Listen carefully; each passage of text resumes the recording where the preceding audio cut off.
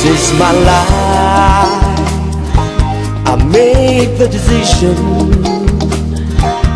I close my eyes, I see the vision. With last eyes, I can have the freedom. This is my life. This is my life. This is your life. You made the decision. You close your eyes. You see the vision. With last eyes, you can have the freedom. This is your life. This is your life.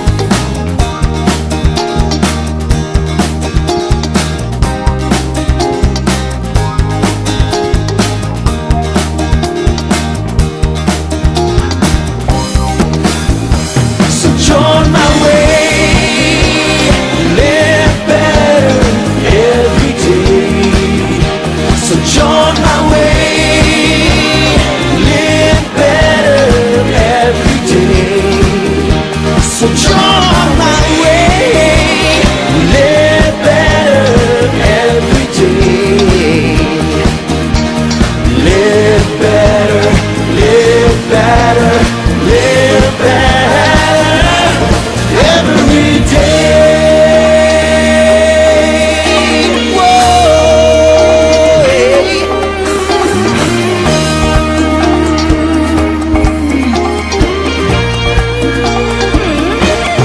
This is my life. I made the decision. I close my eyes, I see the vision. Oh, with last eyes, you can have the freedom. This is my life.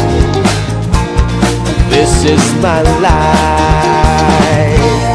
This is your life. You made the decision. You close your eyes and you see the vision. Ooh, in last house, you can have the freedom. This is your life. This is your life. So join my way, live better every day. So join my way, live better every day. So join my way, live better every day. Live better, live better, live better every day. Live better every day.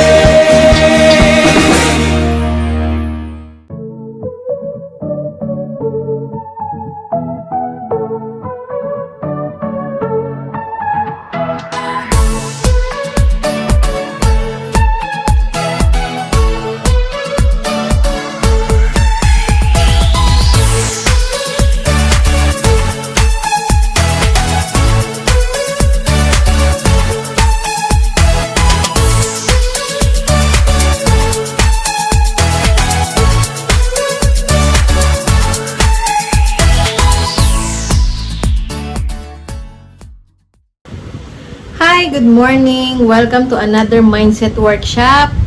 I am your GMD Tina Perias. I joined Lifestyles at age 24 and became GMD at age 29. So, one of the things that helped me in climbing the ladder of success is regularly attending the Mindset Workshop every Monday. And it has taught me a lot of things. My task for today is to share with you some of my experiences and some of my learnings here in Lifestyles business. So, let's talk about the 17 laws of teamwork. Last 2 weeks ago, we were trained by GMD Rochelle Angel Cayabyab. And some of the things that I learned from her topic, from the laws that she discussed, including the law of significance and the law of the big picture, you see, in the law of significance, you cannot do anything on your own. Sabi nga, no man is an island. You cannot accomplish anything on your own. There's always will be a team behind you. And I am very thankful to my team. We are on the process of growing our organization, and I'm very thankful to all the members of Team GMD Tina Perias. Hindi ako yung magaling. It's my team. Yung team ko yung talagang nag-excel. They are doing their best, and I'm very thankful to the Lord that they are given to me. So that's the law of significance. The second law is the law of the big picture. Sa law of big picture, ang natutunan ko dyan, the goal is more important than the role. Whatever task na ibigay sa atin ng ating upline. Let's say for example, sa Hope, if you are given the task to be the host, give your best. If you are given the task to become the product presenter, give your best. Play 100%. If you are the ones who will testify for the product, give your best. If you are the complaint presenter, do your best. If you are the closing, or even if you are just the audience, make sure you don't just sit there and wait for the hope to end. You participate, you type yes on the chat. You make sure the hope will be excited. And if you are the technical guy or the technical head, do your best, kasi each of the roles that were given to us plays a significant importance for the whole team to succeed. Diba? Okay, so last week GMD 10 discussed about the third and the fourth law, which is about the law of the niche, wherein every player has a place where they add the most value. So, ibig sabihin nun, kanya-kanya tayo ng strengths and weaknesses. One of the things that I learned in growing up in the business is that before, palagi ako nagpo-focus dun sa weakness ng downlines ko instead of focusing on their strengths.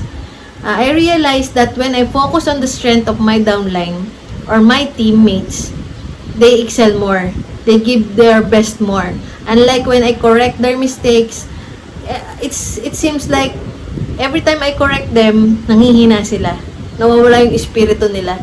Humihina yung espiritu nila. Natatandaan ko yung sinabi ni Ma'am Peng sa akin one time, Tina, ang goal mo, every time nakakausapin mo yung downline mo, make sure tataas yung espiritu niya, lalakas yung espiritu niya. So, doon ako nagsimulang magbago. When I realized that what I am doing to my downline is killing their spirit because I focus more on their weaknesses rather than their strengths, doon ako nagsimulang magbago. And I saw that there's a great change in my team and the growth of my organization when I started to practice the law of the niche. And the fourth law is the law of Mount Everest. When you have a big goal or a big dream as high as Mount Everest, you need to grow and gather your team. Hindi pwedeng may goal ka na napakalaki tapos hindi mo tuturuan yung mga distributors mo or yung teammates mo. Make sure you grow them, you gather them. Kahit, ma'am, isa lang yung downline ko. Oo, kahit isa pa lang yung downline mo, grow them. Teach them. Mag-conduct ka ng workshop. Basic skills workshop. Yung mga natutunan mo. Pagkakatapos ng every event, every training, make sure mag-GTA kayong dalawa. Dadating yung time, magiging 3 na kayo. Dadating yung time, magiging 4 na kayo. And until dumami ng dumami yung teammates mo. So, make sure, when you have a goal as high as Mount Everest, that's like climbing the ladder of success and becoming a GMD. Make sure you grow and gather your team. And my task for today is to discuss the fifth law rather, and the sixth law. The fifth law is all about the law of the chain. So, ang sabi sa law of the chain, ito, the strength of the team is impacted by the weakest link. Wow, meron palang weakest link talaga.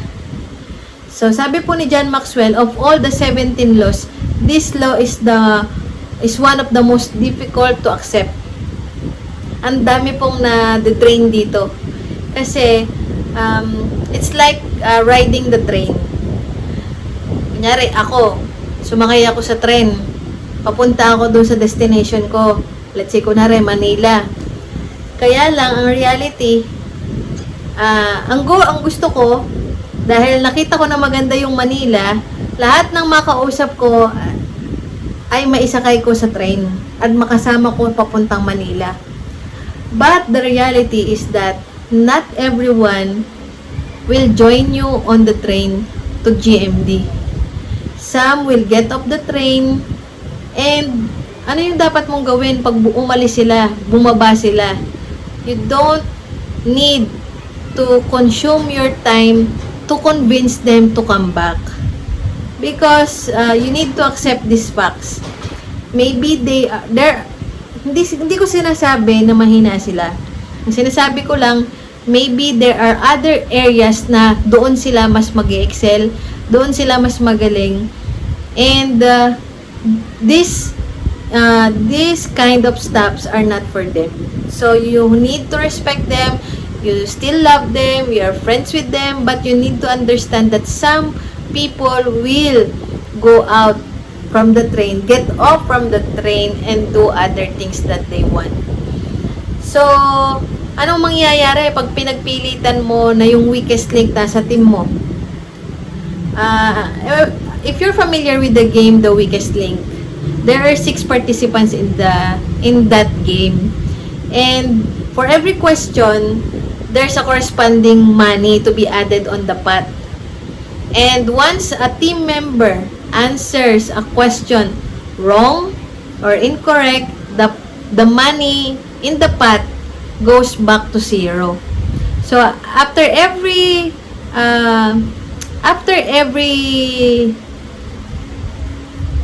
kakaroon ng ano yan yung parang elimination. So when they are going to vote for the one contestant who is the weakest link, kailangan nilang alisin yon because yung goal to succeed, to win the prize money ay at stake, di ba? Kasi kung nag-end ang game at walang natirang laman yung pot money, so ano mangyayari? So you have to accept that in our team, there may be 1 or 2 or 3 people that will not gonna make it. You just love them, you still build relationship with them, but you need to understand that not all will become successful and not all will become GMD. So that's the law of the chain. Because kapag hindi mo yan binitawan, hindi mo siya pinalet go, may sinasabi pa dito, how the weak link limits the stability of the chain. Tingnan nyo po itong example na to. 10 times 10 times 10 times 10 times 10 equals 100,000. But 10 times 10 times 10 times 10 times 5 equals to 50,000. So, sino yung weakest link doon? Yung tao na nagbigay lang ng 5. Yung 5 lang ang effort na binigay niya. Siya yung weakest link. So, kahit saan mo siya ilagay, wherever you place them, whether wherever you place them, the result will be the same. So when you have a weak link in the chain or in your team, the result will always be reduced to half. The efficiency of the team will always be reduced to half. What you need to do is you let go and you let God take control over that things. Sabi pa dito, until the weak link situation is corrected. ito yung magiging challenge. The stronger member will always identify the weaker members. Ang leader, pagpasok niya sa isang room, sa loob ng 5 minutes, alam na niya kung sino yung strong at alam na niya kung sino yung weak. And number 2, the stronger members will always need to help the weaker ones. Number 3, the stronger members will become less effective. Kasi sa halip na nakapag-run na siya ng kanyang goal, ng kanyang promotion, kailangan pa niyang tulungan yung downline niyang 1 taon na, 3 taon na, hindi pa marunong mag-isa, hindi pa marunong mag-STP. So, you see, you need to look for teammates or team members in your organization that can stand alone, that is independent. Hindi ko sinasabi na magkakahiwalay kayo ng lakad. At the end of the day, you still talk to each other, you have a common goal, and at the end of the month, you celebrate with each other because you accomplish so much, because everyone in your team is already empowered. Number 4, the stronger members will resent the weaker ones. Yung stronger members, lagi niyang masisilip, mapupuna yung weaker ones. And number 5, the stronger member will question the leader's discernment and courage. So, dito bumababa yung respeto ng mga distributor or yung teammates natin kapag hindi natin kayang decidean yung ating weakest link. So, if the weakest link gets off from the train, don't convince them to come back. Marami pang tao, ang dami pong tao na naghahanap ng opportunity. Make sure, wala ka ng time na iyakan yan or i-convince yan na, hindi, alam ko magaling ka, hindi. You just let them go. We will love them from afar, but then we need to move on. We need to go to our destination, which is Global Marketing Director. And the 6th law is the law of catalyst. So, sabi po sa law of catalyst, the winning teams have players who make things happen. So, a catalyst is a person that is going to make things happen. Remember, leaders don't wait for things to happen. Leaders make things happen. One of the best examples, popular personality na kilala nyo at kilala ko is Michael Jordan. Kapag tinanong nyo po, sabi ni John Maxwell, nagkaroon siya ng opportunity to have lunch with the coaches of the NBA. And sobrang excited siya and nagtanong siya, sino ba yung pinaka best player ng NBA? Ang sagot ng coaches sabay-sabay, gusto ba if we are going, do we need to exclude Michael Jordan? So, ibig sabihin, of all the coaches of NBA recognize that the best player and the whole NBA is Michael Jordan. Why? Because he is a known catalyst. He doesn't wait for things to happen. He make things happen. He practice a lot. He encourage his team a lot. When you are part of the Chicago Bulls, sabi pa ni John Maxwell, kahit bago ka or luma ka, hindi ka pa naka-experience manalo, dati galing ka sa ibang team, when you are part of the Chicago Bulls, imposibleng hindi ka mananalo. So, nakita nyo ba yung klase ng pagiging catalyst ni Michael Jordan? When he says it, he will make it happen. So, how can we relate it to our lifestyles business? When you are running for your promotion, whether direct distributor, regional director, executive director, 6QL power leg, especially the elite leader position, which is NMD, IMD, and GMD, a leader won't wait for things to happen. You work, you give your best, and as if there's no next month. Kasi maraming distributor nagsasabi sa amin na next month na lang ma'am, di na hit. Next month na lang. Kana next month, hindi na natuloy. So, ano nangyayari? You need to commit to finish your run this month. I'm talking to you. Whoever you are watching this mindset workshop, make sure you finish your run this month. Wala nang next month. It's like now or never. Do or die. And a leader knows that when he is far behind the goal, he will not go home until he finish his goal or his commitment. So that's the catalyst. So leaders have the ability to make things happen.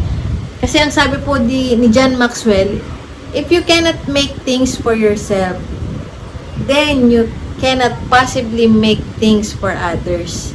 Hindi mo kayang i-promote yung sarili mo. Well, hindi mo rin kayang i-promote yung magiging downline mo. So, look for somebody who can make things happen. Look for that people. Paano nyo malalaman kung sino yan? Yan yung bata pa lang nag-excel na sila. First honor, second honor, or hindi man first honor, but they excel in academics or they excel in the school. Sa dati niyang work, napopromote siya, may award siya nakukuha. Look for those people. Hindi yung mga tao na walang ginagawa at papapangarapin mo ba. Look for people who make things happen and not for people who wait for things to happen. If they can do it for themselves, they can probably do it for others. So, isang short story about, ito ay kwento ni John Maxwell. When they came to London in UK for a seminar, on the last day of the training, one of his teammates, kalimutan ko yung pangalan, wants to go to the Abbey Road and do the Beatles walk on the Abbey Road. They excited sila, saya-saya nila, nagpunta sila doon sa Abbey Road. Pagdating nila, may truck. Tapos may mga cone, may nakalagay na do not enter, construction ongoing. So, imagine nyo kung gano'ng lungkot na naramdaman nung isa niyang ka-team player, teammate, na hindi niya magagawa yung Beatles walk doon sa Abbey Road. Alam nyo, ginawa ni John Maxwell? Sinabi niya doon sa mga worker na, hey guys, you have the opportunity to witness this once in a lifetime event na makapag Beatles walk kami sa Abbey Road. So, unti-unti na gawa niya yon, na pakikooperate niya yung mga construction worker, tas ang saya-saya nila. Tapos, di ba may truck, yung isa doon nagpicture sa ibabaw ng truck, and they achieved the what, yung kung ano yung hitsura talaga ng Beatles when they crossed the Abbey Road. So, John Maxwell is an example of a man who make things happen, and he doesn't wait for things to happen. Inihatid sila ng taxi driver doon sa Abbey Road, at sabi ng taxi driver, oh no, I'm so sorry, hindi nyo magagawa yung dream nyo. Pero si John Maxwell, hindi siya pumayag. Hindi pwede, gagawa natin ng paraan yan, friend, gagawa natin ng paraan yung promotion mo. Hindi ako papayag na hindi natin yan makuha. Ganyan ang teamwork. We work as a team. You don't let any member of your team get left behind. And hopefully, my last message for you is that you will not be the weakest link, but you will be a catalyst. So that's all for my workshop for today. This has been GMD Tina Perias. Thank you, and to God be all the glory.